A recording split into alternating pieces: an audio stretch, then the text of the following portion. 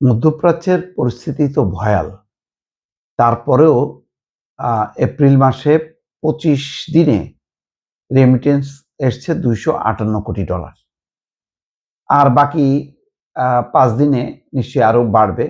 ধরলাম ২৫৮ বা $২৬০ কোটি। এই হিসাবটা যদি আগের বছরের তুলনায় করা হয় তাহলে ২২৫ কোটি এসছিল। তো এই প্রবাহটা এখনো ভালো। কিন্তু আমার কাছে শঙ্কা জাগে।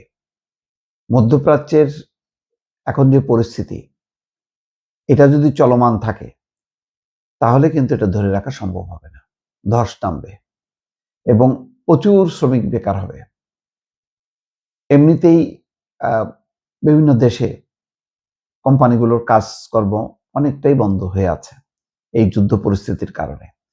একটাই সুযোগ আছে, যদি যুদ্ধটা থেমে যায়, আবার পুনর্গঠনের যদি যে প্রশ্নটা সামনে আসবে, সেখানে যেহেতু অনেক স্থাপনা ক্ষতিগ্রস্ত হয়েছে মধ্যপ্রাচ্যের, তখন কিন্তু একটা টান পড়বে ওই সুযোগটা যদি কাজে লাগানো যায়। কিন্তু বাংলাদেশ দুর্ভাগ্য যে এইসব সুযোগ কাজে লাগাতে পারে না।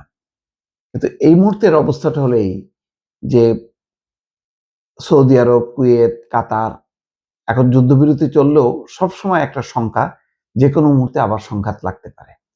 আর এই আশঙ্কায় বিদেশি কোম্পানিগুলো সেখানে হাত পা গুটিয়ে বসে আছে, কাজ হচ্ছে না, অনেক শ্রমিক বেকার হয়ে আছে। সেই কারণে এখন যে প্রবৃদ্ধিটা দেখা যাচ্ছে, বাংলাদেশের অর্থনীতি এখন একটা নাজুক অবস্থার মধ্যে আছে। টাকা ছাপানো হচ্ছে, এটা সত্য। এখন সেই পরিমাণটা কত, এটা সঠিক নির্ণয় করা যাচ্ছে না, কারণ বাংলাদেশ ব্যাংক বলছে যে ২০,০০০ কোটি টাকা ছাপানো হয়েছে। এটা তথ্যটা সঠিক না। কিন্তু অর্থনীতির নাজুক অবস্থা, রপ্তানি বাড়ছে না, শুধুমাত্র রেমিটেন্সের একটা ঊর্ধ্বগতি আছে, কিন্তু সেই ঊর্ধ্বগতি খুব বিপুল না, কিন্তু রেশিওটা ভালো। এটা ধরে রাখাটা এখন অন্যতম বড় চ্যালেঞ্জ হবে। বলা হচ্ছে যে এখন হুন্ডির বদলে মানুষ ব্যাংকিং চ্যানেলে পাঠাচ্ছে বলে এই রেমিটেন্সের প্রভাবটা আছে। কিন্তু এটাও সত্য যে মধ্যপ্রাচ্যের যে নতুন সম্ভাবনা একটা তৈরি হবে, যুদ্ধ বন্ধ হয়তো হয়ে যাবে তেমনটা ধারণা করা হচ্ছে, তখন এই বিভিন্ন সেক্টরে প্রচুর মানুষ কাজের লোক প্রয়োজন হবে।